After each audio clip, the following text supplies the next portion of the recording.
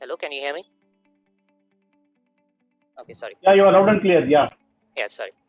So, and the next I would be talking about the Cloudflare's State of Malware 2020 report, and at the end I'd be just sharing some quick bites. So let's start with measuring risk. It has been it is a report which is compiled by RedScan, which urges organizations to choose defense in depth over CVEs.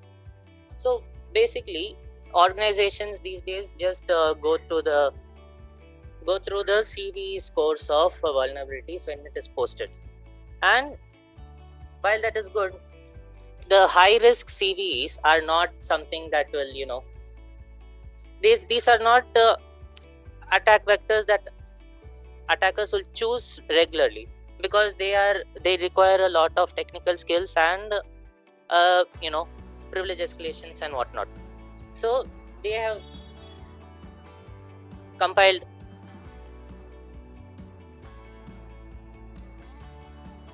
hello okay so they have compiled a report which says 57% of CVEs has been tagged as critical or high severity under the common vulnerability scoring system, and this has been given more priority by the security teams.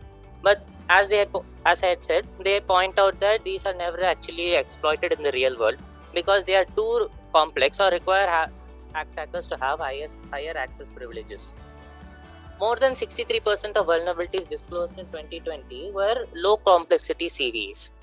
So low complexity CVEs on its own won't pose an issue, but when they are chained together, make the issue more severe. As in, for example, uh, a vulnerability patch. I mean, not patching your database could be a vulnerability which will have a low index. Through that, they can get into the system as a low privileged user, and then using another low score CV, they could gain higher root privileges and import or export data, import data as in malwares, ransomwares, etc. So the solution that they have given is that just because a vulnerability is classified as high severity doesn't necessarily mean that it presents any greater risk than one that is medium or low severity. So defense in depth is what they suggest you to do.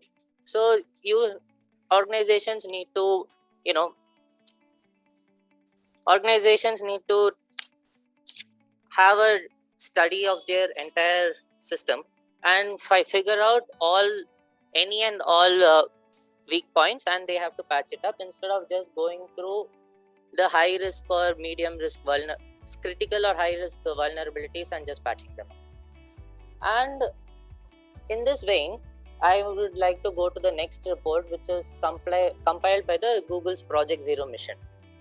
So this report is scary because it says that vulnerabilities dating back to 2014 or 2015 are just being tweaked upon and released as new vulnerabilities.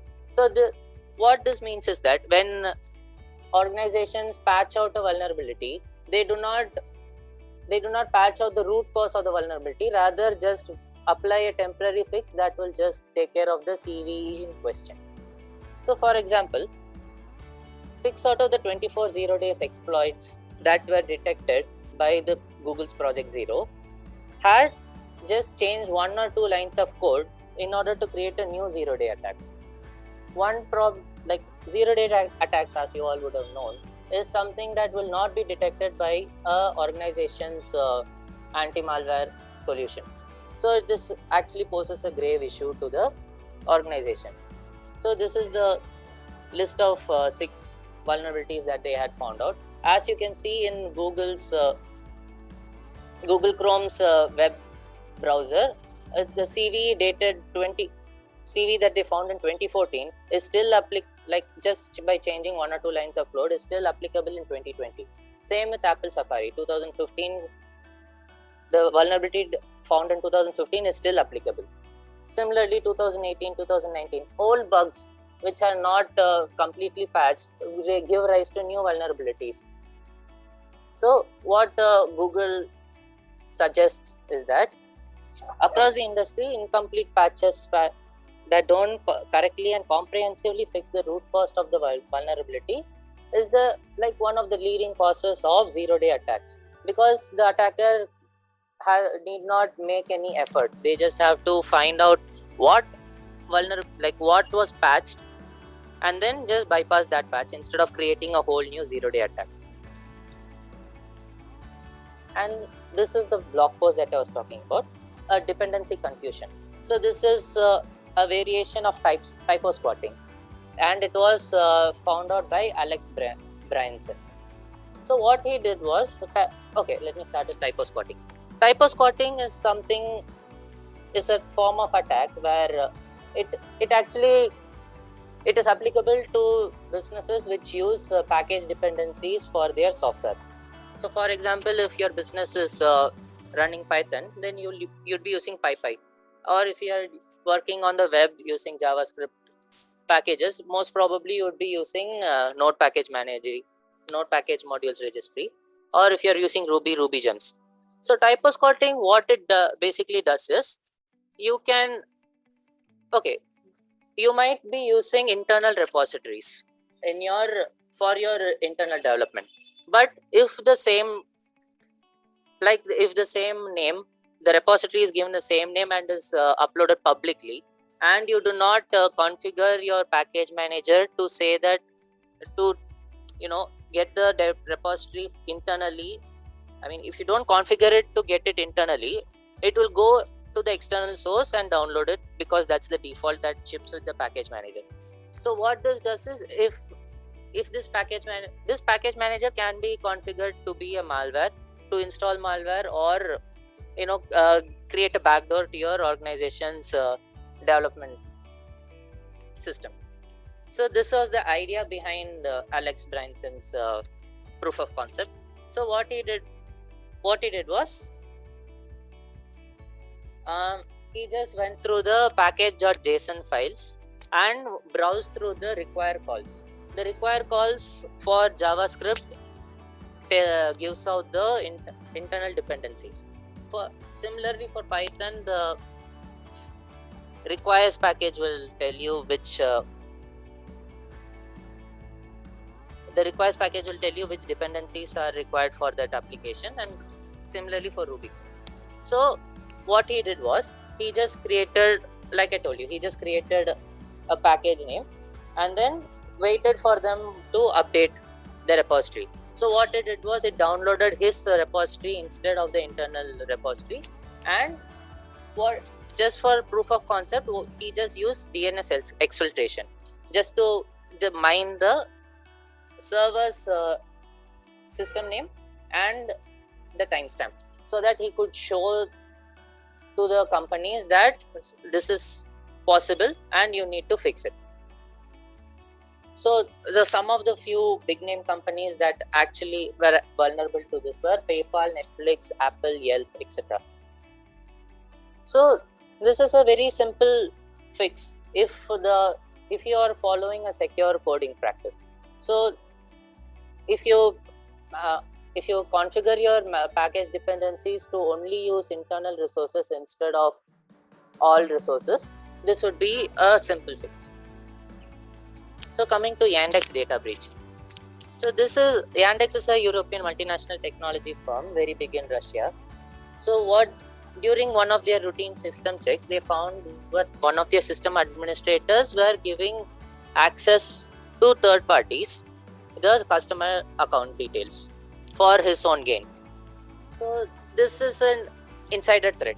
So insider threats are according to IBM, insider threats are one of the leading causes of one of the leading threats present in a company, resulting in almost 85,000 euros of damage every year.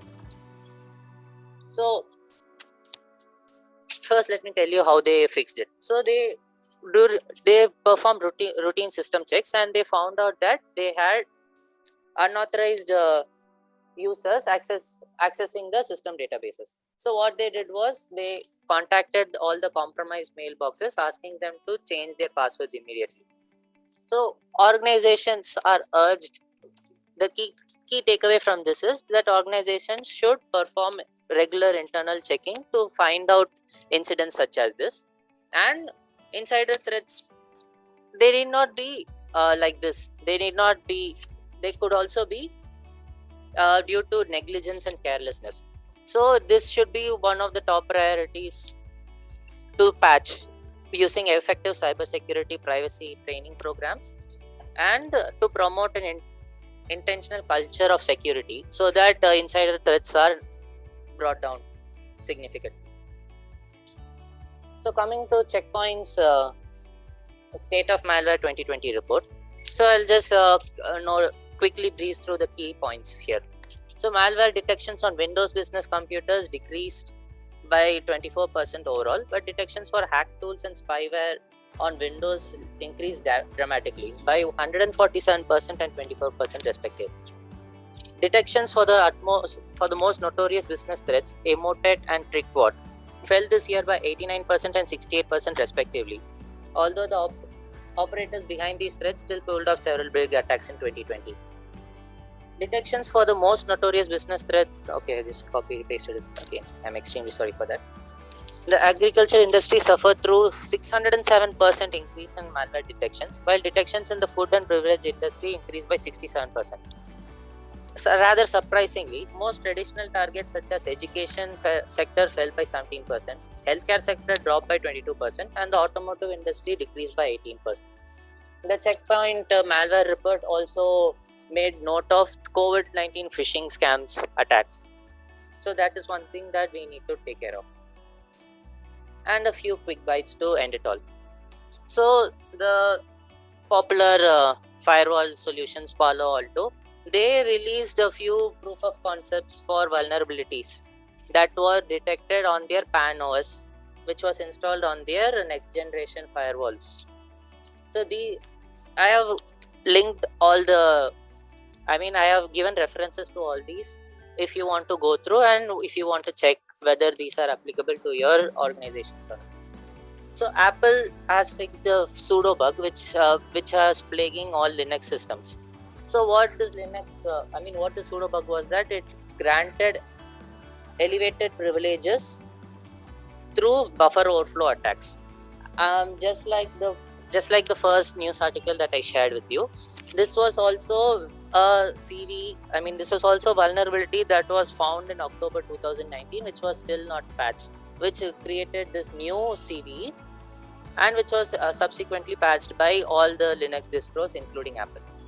And speaking of Apple, the new Apple M1 chips, which are more energy efficient and more performance oriented, they use a translation system called Rosetta in order to translate all native 32-bit and 64-bit applications into ARM64 binaries. So there were two proof of concepts called Silver Sparrow and another one by I forgot his name, sorry. So there were two proof of concepts created for the Rosetta translated M1 binaries, which just basically showed that if you take a malware which is written for 32-bit or 64-bit and you translate it to using ROSA, the anti-malware solutions cannot detect it, will not flag it as a malware because it was not explicitly written for ARM64 binaries. And then to end it all off, SHAREit has fixed the vulnerability. In the first week of February, it was published that SHAREit had vulnerabilities which led to execution of arbitrary codes, which could theoretically leak all sensitive user data present on the mobile phone. And SHAREit was quick to fix it up, like within 2 weeks, February 23rd. They fixed it up, and now the blog post which initially published this said that it is now safe to install SHAREit. Thank you very much.